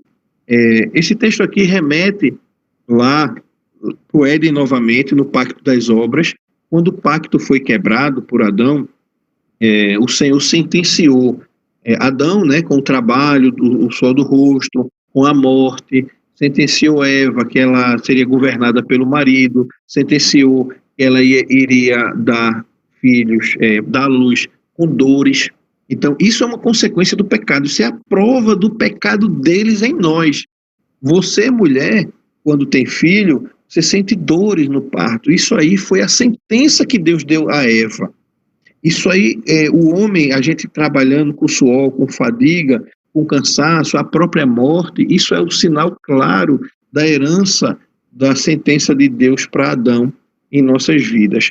E aí, o Senhor, não eram os gêmeos nascidos quando o Senhor diz que amou Jacó e aborreceu Esaú. Quando Deus sentencia a mulher e a serpente, ele diz que porá inimizade entre a descendência da mulher e a descendência da serpente. E aqui está o símbolo dessa separação entre a descendência da mulher e a descendência da serpente. Essa briga, a Bíblia diz, eu não me recordo agora o texto exato, mas que eles se chutavam desde o ventre da mãe. Por isso que a luz não se une com as trevas, porque há uma inimizade que é consequência do juízo de Deus para a humanidade. A inimizade entre a descendência da mulher, que são os eleitos, e a descendência da mulher, que são os réprobos, os não eleitos. Há uma inimizade que o próprio Deus colocou. Por isso o mundo odeia tanto a igreja. Por isso João vai dizer lá no capítulo 1, deixa eu abrir aqui a minha Bíblia, João vai dizer no capítulo 1, e versículo, deixa eu achar aqui, a partir do versículo 7. Este veio como testemunha para que testificasse a respeito da luz, a fim de que todos viessem a crer por intermédio dele. Ele não era luz, mas veio para que testificasse da luz, a saber, a verdadeira luz, que vinda ao mundo ilumina todo homem. O versículo 12. Versículo 11. Veio para o que era seu, mas os seus não receberam. Mas a todos quanto receberam, deu-lhes o poder de ser feitos filhos de Deus, a saber, aos que creem no seu nome, os quais não nasceram da vontade do sangue, nem da vontade da carne, nem da vontade do homem, mas de Deus. Então, o mundo, ele amou mais as trevas, o mundo rejeitou a Cristo. Eu vi uma pregação essa semana de Paul Washer, que ele dizia: o que você acha que acontece se Cristo chegar no inferno, abrir as portas do inferno e convidar as pessoas para sair? Muita gente tende a pensar que as pessoas vão querer fugir do inferno. Mas, na verdade, eles têm o coração endurecido. Eles bateriam a porta do inferno e colocariam Jesus para fora e diziam: nós não queremos lhe obedecer. Nós declaramos rebelião em nosso coração. Nós não queremos se submeter a você. Então, é dessa forma que o pecador não eleito, ele sempre vai responder ao Evangelho. Ele sempre vai declarar guerra ao Evangelho. É por isso que o mundo declara guerra à igreja, porque existe esse sinal da quebra do pacto das obras, expresso na inimizade dos filhos das trevas com os filhos da luz. Por isso que não eram nem os gêmeos nascidos, quando Deus escolheu amar Jacó e rejeitar Esaú. Então, meus irmãos, observamos, diante de tantos fatos bíblicos, confessionais, históricos, que a doutrina da eleição incondicional, ela é uma doutrina muito verdadeira. E louvamos a Deus porque ela está presente em nosso meio, porque nós cremos assim, porque assim nós ensinamos, assim nós nos regozijamos com ela. Ela é a causa, por exemplo, de a gente não ser consumido, porque, como diz Spurgeon, eu trouxe aqui uma imagem de Spurgeon, E ele diz: creio na doutrina da eleição, porque tenho absoluta certeza que se Deus não me escolhesse, eu jamais escolheria. Tenho certeza que ele me escolheu antes de eu nascer, ou do contrário, nunca me escolheria depois disso. Então, o próprio Spurgeon, que era batista, ele crê também na doutrina da eleição, porque isso é o ato misericordioso e gracioso de Deus para com as nossas vidas. Porque se Deus não nos escolhesse, se Deus não dispusesse o nosso coração para abrir e receber o Evangelho, a gente nunca ia fazer isso por nossa própria vontade. Eu queria abrir aí, eu acho que eu falei um bocado, eu queria ouvir vocês, o que é que vocês pensam acerca dessa doutrina, o que é que vocês entenderam, se ficou alguma dúvida, vamos conversar um pouquinho ainda sobre, aproveitando nossa quarentena, né? Quem é o primeiro aí a abrir o microfone?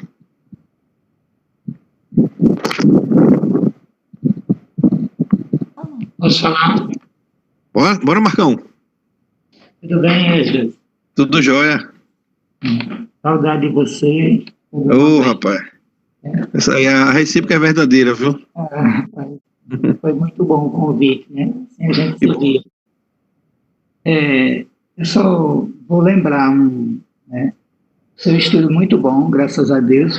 Me senti feliz. Obrigado. Né? Tem uma parte também na palavra de Deus, lá no jovem, né? No jovem rico, que Sim. quando Jesus expõe aquilo, os discípulos depois perguntam: sendo assim, quem poderá ser salvo? Aí Jesus diz: aos homens isso é impossível. Sim. Justificando, né? Tudo, justificando não, mas acrescentando, né? Sobre o que você falou, aos homens é impossível. A salvação é que vem de Deus mesmo. Era isso. Né? Exatamente, porque o nosso coração, ele quando se depravou, que é o primeiro ponto, né? Ele declarou rebelião contra Deus. Nós só estamos aqui porque nós tivemos a nossa natureza transformada. Porque o que faria nós estarmos agora, 9h30 da noite, de uma sexta-feira, olhando textos bíblicos, contexto histórico, se não fosse a graça de Deus movendo o nosso coração para isso? Eu acho que no Netflix, no Amazon Prime, tem muita série interessante para a gente olhar. Mas o que é que faz? Estou vendo aqui mais de 20 pessoas aqui conectados. O que é que faz a gente estar aqui hoje? Nós estamos aqui hoje movidos por essa graça. Porque o próprio Cristo falou, não depende do homem. Não, se a gente for esperar que a gente faça isso de nossa livre vontade, a gente nunca vai fazer. Isso é mostrado historicamente, né? A gente vê, por exemplo, a gente prega o evangelho a 3 pessoas. Um só se converte e outros 2 não.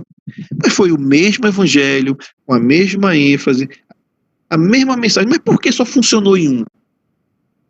Porque ele é que convenceu somente aquele. Porque se fosse depender do coração da gente, não ia funcionar em nenhum. É isso? É isso aí, Marcão. Foi muito bom. Quem mais quer falar? Cadê Frank? Cleide? Frank? Irmão, tem alguma coisa a acrescentar aí? Eu acho que é interessante a gente pontuar que o fato de a gente defender a eleição para a salvação, ela existe algumas acusações em relação a essa doutrina, por exemplo, que ela seria contra o evangelismo. E aí a gente deve responder isso no sentido de que o mandato de Deus é que nós preguemos a toda criatura. Primeiro, é uma ordem de Deus, e segundo, porque ninguém nasce com escrito eleito na testa, né? Só Exato. Deus conhece os eleitos. Então, como nós não conhecemos, o fato é que nós devemos pregar a todos na esperança de que Deus regenere o coração da pessoa e a pessoa venha a crer naquilo que nós pregamos, sabendo que o tempo é muito diferente de cada pessoa, como foi falado. Muitas vezes você prega a várias pessoas e só uma ela se converte. Eu me lembro daquela parábola dos trabalhadores na vinha, que no caso Cristo, que é o dono da vinha, chama aqueles trabalhadores e chama em diversas horas do dia, né? Inclusive logo no começo do dia, e também chama pessoas até na última hora de trabalho do dia. E ali se mostra de uma forma muito clara a graça de Deus, porque aqueles que trabalharam na última hora do dia receberam a mesma coisa que aqueles que trabalharam desde o início. Aí as pessoas que são chamadas logo na infância e aquelas que são chamadas na velhice, elas recebem a mesma porção da parte de Deus, no sentido de que todos foram salvos pela mesma graça que nós defendemos. Agora, obviamente que a Bíblia também fala de galardão. Sim. O que será esse galardão? Isso aí a gente pode ficar conversando aqui a noite toda, que a gente não vai... É que a gente vai ficar no campo da especulação, né? Exatamente.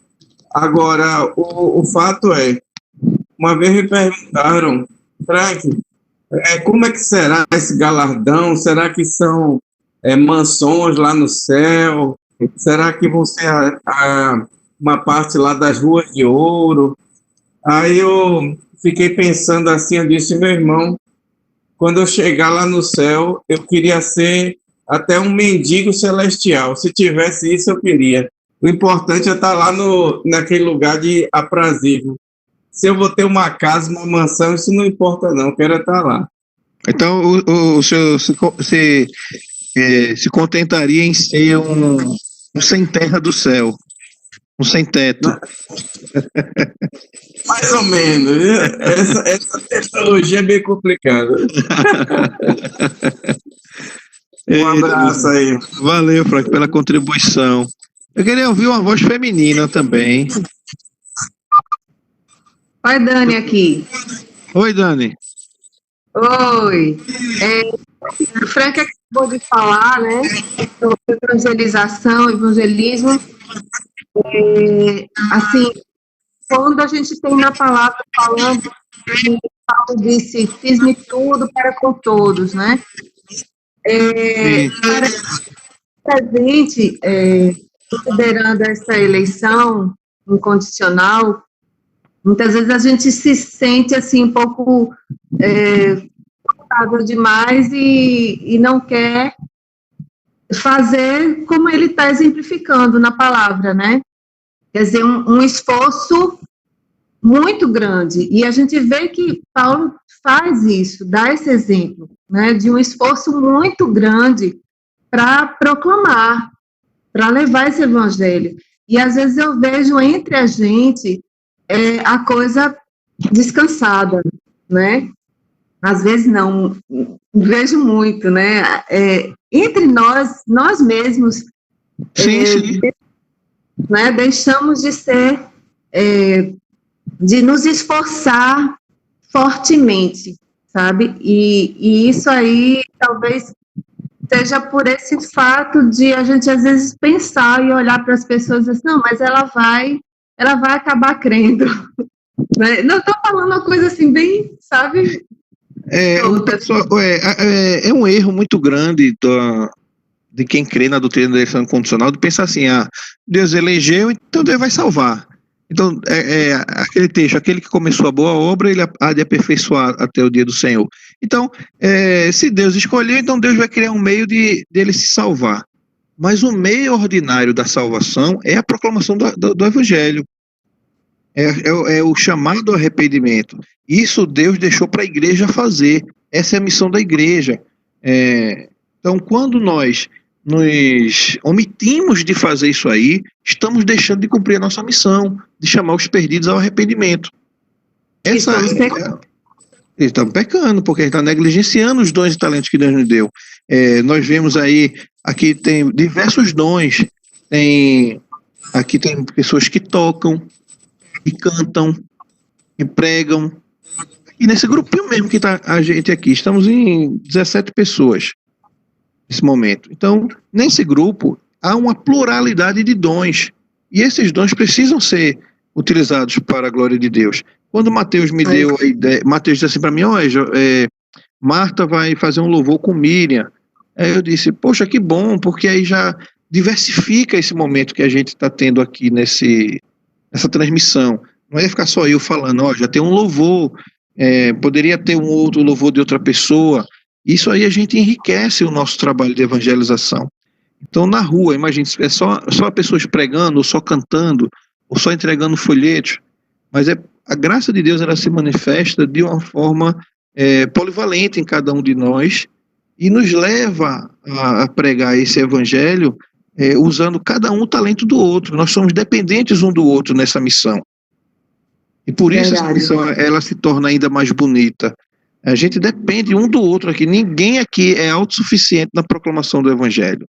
A gente depende um do outro. Isso é maravilhoso. Certíssimo.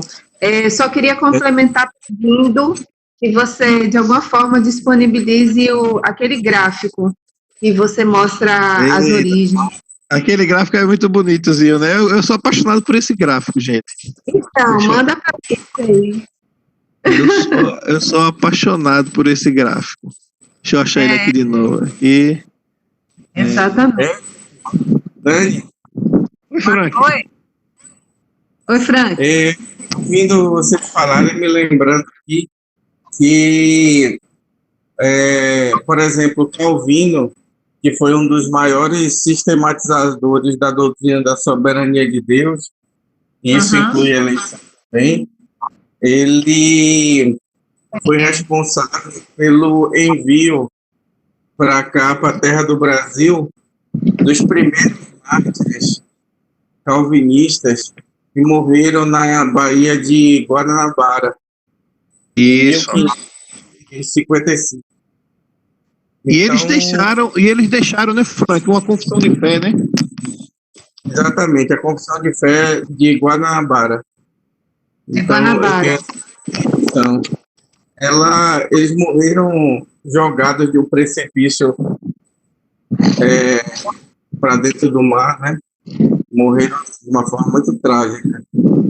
Mas o fato é que eles foram enviados por Calvino.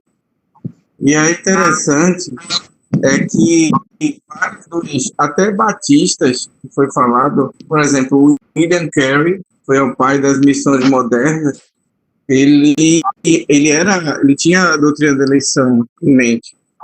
É interessante porque, ao contrário do que muitas vezes a gente erroneamente faz, quando a gente se acomoda em evangelizar, alguma coisa assim, a doutrina da eleição, ela deveria nos impulsionar a evangelizar e a fazer missões, porque a gente tem a certeza de que não é pela nossa força, nem pelo nosso bem falar ou mal falar, que Deus vai fazer a sua obra.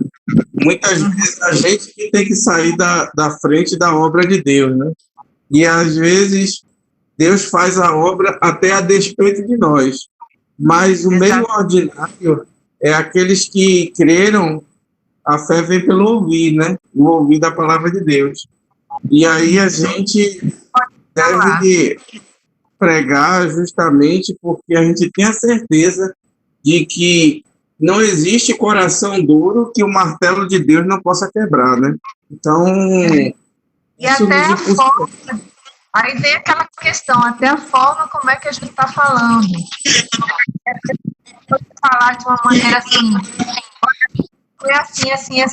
Não, mas você tem que falar de uma maneira que a pessoa possa entender, explicar aquilo ali de uma maneira que a pessoa possa realmente compreender. Claro que é o Espírito Santo que vai traduzir, que vai dizer isso para a pessoa, né?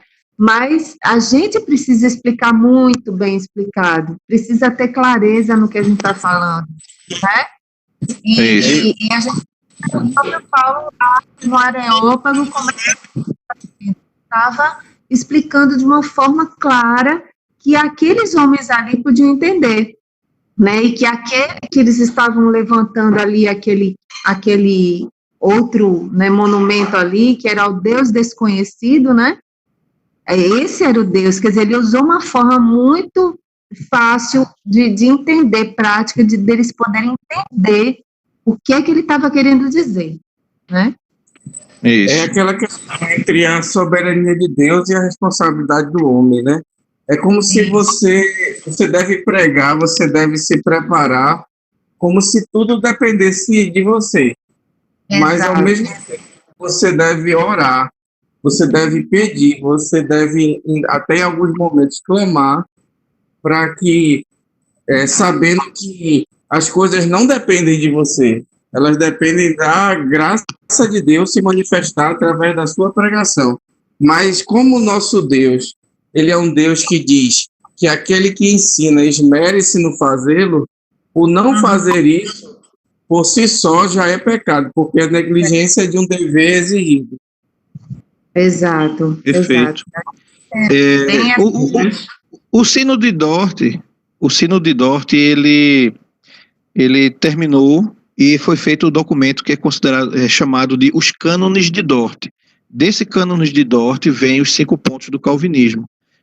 Quando Frank bem lembrou aí dos mártires da Guanabara, que era a capital, que é onde fica o Rio de Janeiro, né? Antiga capital do Brasil. Quando eles estavam para ser mortos, foi dada uma oportunidade deles se arrependerem de sua fé. E eles, sem material nenhum, sem internet, sem consulta livre nenhum, eles escreveram a confissão de fé deles, conhecida como a Confissão de Fé da Guanabara. Aí olha o que ele fala, veja como é importante o crente conhecer a sua fé, é o que Dani estava falando aí. A gente precisa conhecer para poder ensinar. Olha o que ele diz no artigo 10. Quanto ao livre-arbítrio, cremos que o primeiro homem criado à imagem de Deus teve liberdade e vontade, tanto para o bem como para o mal. Ou seja, é o que os teólogos chamam de criado moralmente neutro. O homem poderia pecar como ele poderia obedecer. Isso é defendido por Gerardo Gomes, por Bavinck, por Charles Hodge. E ele diz assim, veja o que eles estavam dizendo, mas só conheceu o que era livre-arbítrio estando em sua integridade, ou seja, enquanto ele não tinha pecado. Ora, ele nem apenas guardou esse dom de Deus, assim como dele foi privado por seu pecado, e todos os que descendem dele, de sorte que nenhum da semente de Adão tem uma centelha do bem. Implicitamente ele está mostrando aqui a depravação total, ele está mostrando que o homem herda o pecado original por geração ordinária, como semente de Adão. Isso eles escreveram horas antes de morrer, porque se eles tivessem renunciado à fé, eles teriam sido poupados. Mas horas antes de morrer, ele escreve esse documento e somente mais de 100 anos depois é que chegam novos missionários reformados no Meus irmãos. Olha, a aula está muito boa, está muito gostoso de ouvir, mas a gente já passou um pouquinho. Aí passou quase 2 horas, não foi? Então, queria pedir para Passar um pocão. Mas bem, a gente encerra orando, mas eu vou deixar aqui aberto para os irmãos ficarem à vontade aí para conversar. Os irmãos poderiam habilitar suas câmeras, né? Eu não estou vendo, só estou vendo o irmão Marco aqui. Eu quero também. Não quer fazer nada agora, porque está quase caindo. Meu celular está descarregado agora. Cadê o Frank? Frank só não apareça com a camisa do esporte. Gente. Ai, gente, abraço. Deus abençoe, viu? Eu Amém. gostei muito. Vamos orar, né? Vamos orar para encerrar? Isso. Oi. Quem é que vai orar, Mateus? Eu oro. Oremos. Pai querido, Pai amado, obrigado por mais esse dia, Senhor, que Tu nos deste, ó Pai, por essa oportunidade, Senhor, de aprendermos mais de Ti, Senhor, aprendermos mais da Tua palavra, Senhor. Vai nos abençoando, Senhor, como os Teus servos, como a Tua igreja, ó Pai, para termos mais prazer em Ti, Senhor, mais prazer na Tua palavra, para conhecermos mais de Ti, Senhor, e o que Tu queres para cada um de nós, para nossas vidas, meu Senhor. Obrigado, Senhor, por continuar abençoando essa igreja, ó Pai. E mesmo nessa dificuldade, nós vemos que os irmãos, Senhor, eles não pararam, Senhor, não pararam de te servir, não pararam de te adorar, ó Pai. Que o teu nome, Senhor, mesmo nessa situação, seja exaltado entre as nações e proclamado, Senhor. Que nós possamos proclamar o teu nome e o teu reino. Tudo isso eu te peço e te agradeço em nome de Jesus. Amém. Amém. Amém. Até a próxima, próximo estudo. Deus abençoe a todos. Amém. Valeu, gente. Oi, Frank. Frank. O que eu tô gostando é que eu já cheguei em casa já. Estava onde, homem? Estudo lá e aí é pra